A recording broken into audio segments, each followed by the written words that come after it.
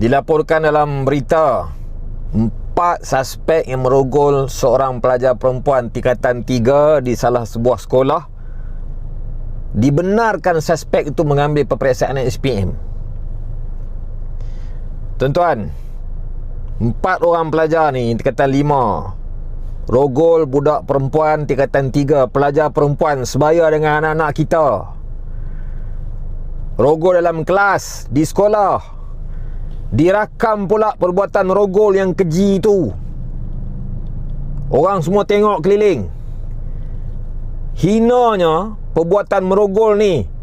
Berdosa, hina, keji, jijik, tak ada peri kemanusiaan.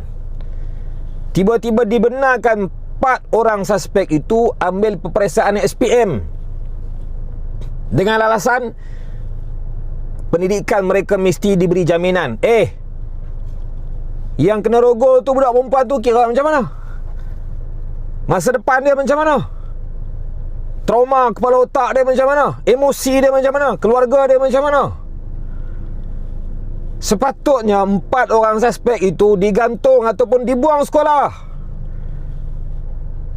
Kalau nak ambil peperiksaan SPM, ambil tempat lain. Ambil dalam lokap, ambil dalam penjara, ambil di sekolah yang dirigeni, sekolah Juvana. Ambil periksa kat situ. Kalau tak ambil tahun ni, ambil tahun depan. Selagi mana kes ni tak selesai, pelajar itu tak boleh ambil peperiksaan SPM. Takkan nak biar kes ni berlarutan macam kes Zara. Segera kena bertindak. Rakyat nak tengok seriusnya kerajaan menjaga keselamatan anak-anak kita di sekolah. Bayangkan nanti 4 orang pelajar tu datang sekolah, ambil periksa SPM.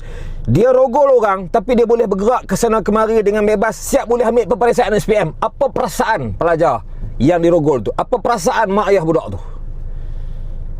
Seriuslah sikit. Ni keselamatan anak, ni maruah anak kita. Tolong serius dalam perkara ini.